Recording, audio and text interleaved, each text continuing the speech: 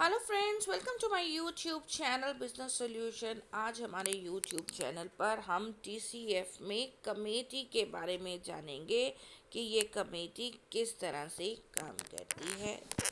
Committee BC चिट्ठी TCF global का ये प्रोडक्ट है, जहाँ से कंपनी पैसा जनरेट करती है, जहाँ से मेंबर्स को भी प्रॉफिट आता है। सबसे पहले मैं बात करूंगी 4.5 लाख की कमेटी के लिए आप कोई भी एग्जांपल ले सकते हो। मैंने 4.5 लाख का एग्जांपल इसलिए लिया क्योंकि इसकी कैलकुलेशंस सिंपल है। 15 मेंबर ज्वाइन करते हैं एक कमेटी को, जिसमें एक मेंबर जो है वो खुद ऑर्गेनाइज़र होता है, यानी कि यहाँ पे टीसीएफ होता है। और 15 मंथ के लिए ये कमेटी जो है वो रन करती है। अब 15 मेंबर, हर मेंबर किस्त भरता है, मंथली इंस्टॉलमेंट भरता है, ताकि 4.5 लाख के अमाउंट जो है वो कलेक्ट हो सके। 4.5 लाख अगर 15 लोगों से हमें जमा करना है तो एक मेंबर को कितना शेयर देना होगा? 30,000 रुपये। एक मेंबर का शेयर यहाँ पर 30,000 होगा। जैसे मैं आपको करके दिखाती हूँ, 4,50,000 रुपये, इसको हम अगर 15 से डिवाइड करें तो पर मेंबर ये शेयर बनेगा 30,000। अब 30,000 शेयर हर मेंबर को भरना पड़ेगा, मीन्स हर मेंबर के पास 30,000 रुपये होने चाहिए एक कमेटी को ज्वाइन करने के लिए, ये वाली कमेटी को, क्योंकि कमेटी में हमें किस्तें भरनी होती हैं और कंपनी को भी सिक्योरिटी चाहिए कि जो मेंबर एलिजिबल है, कैपेबल है 30,000 की किस्त भरने के लिए, वही इसमें है।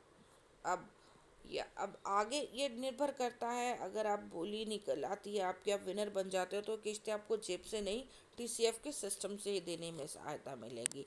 और अगर नहीं निकलती तो आपको बिल्कुल तैयार रहना है कि आपको ये किस्तें अपनी जेब से भरनी पड़ सकती हैं, और जो पूरा फ़ायदा है वो आपको बाद में मिलेगा।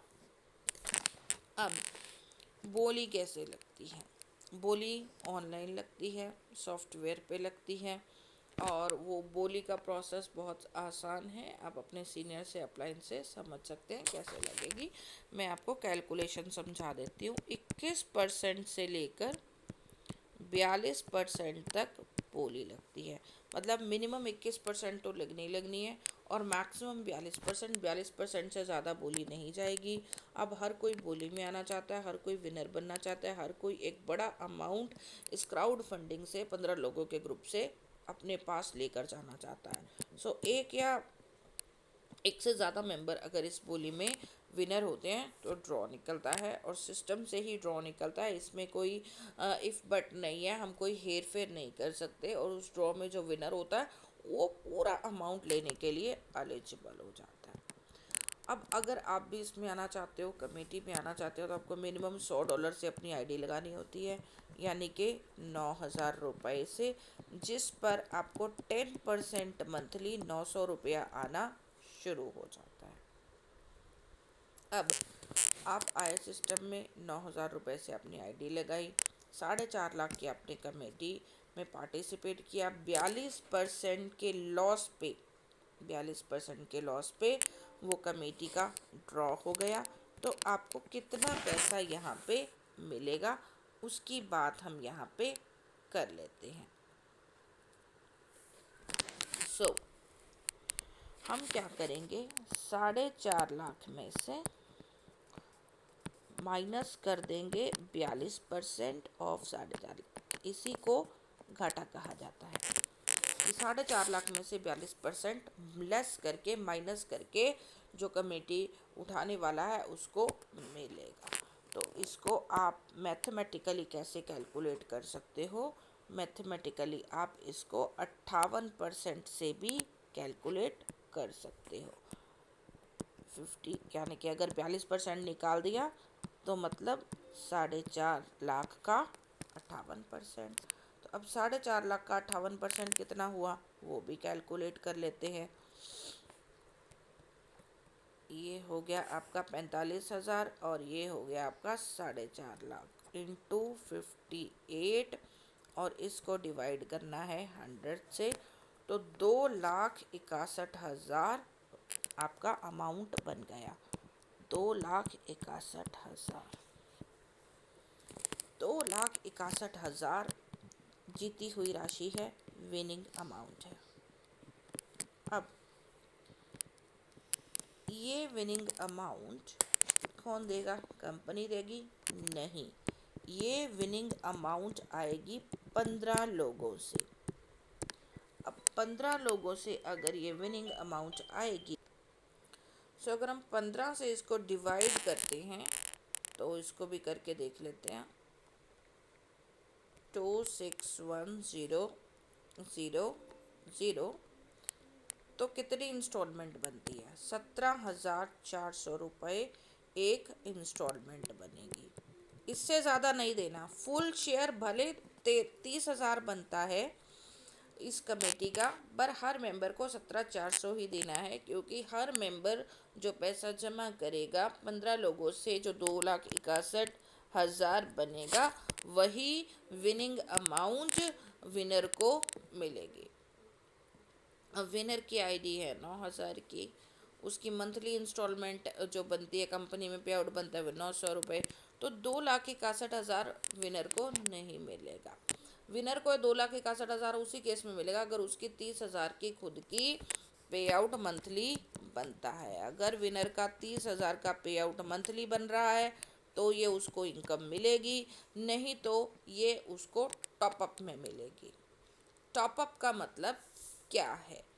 विनर राशि तो विनर की है, पर भैया इसको घर नहीं लेकर जा सकता, अपनी तिजोरी में नहीं रख सकता, वो टीसीएफ की तिजोरी में जमा करेगा और टीसीएफ उसको मंथली देगी फिर, ताकि वो किस्त भी यहाँ से बनाए और किस्त भी यहाँ से भरे, टीसीएफ भी सेफ, मेंबर भी सेफ। तो अब ये कैसे होगा इसको समझते हैं।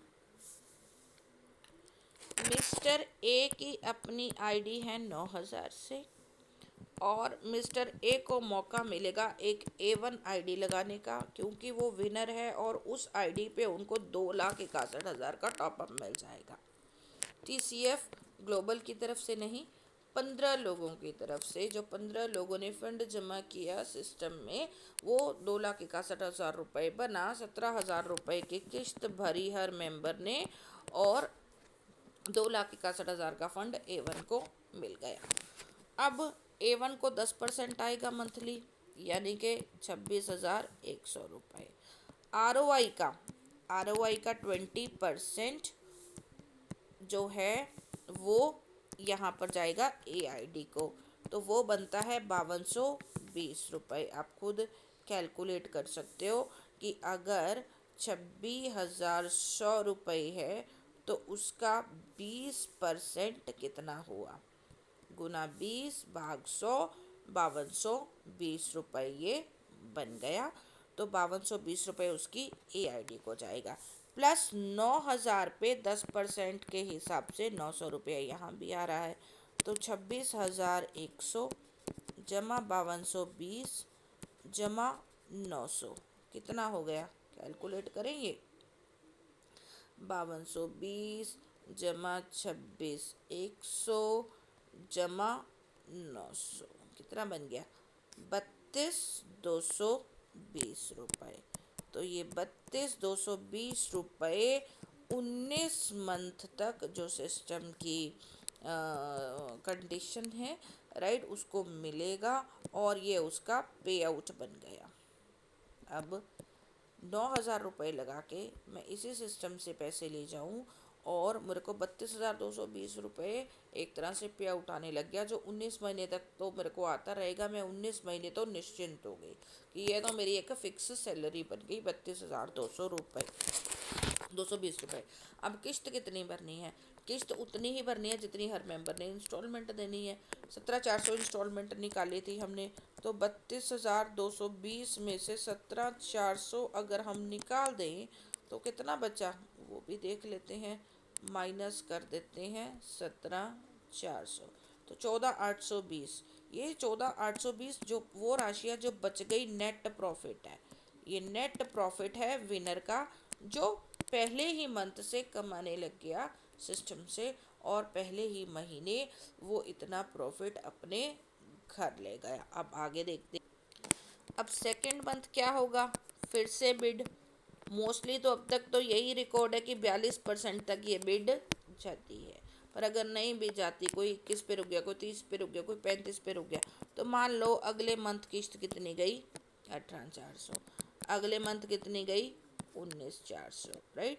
और दूसरे मंथ, सॉरी यहाँ पर एक करेक्शन करूँगी मैं, दूसरे मंथ कोई बिडिंग नहीं होती। दूसरे मंथ फुल शेयर होता है 30-30 हज़ार का, और फुल शेयर जो है ये TCF को मिलता है। दूसरे month no bidding, full share 30,000 रुपये, 30,000 का फुल शेयर कंपनी को जाएगा।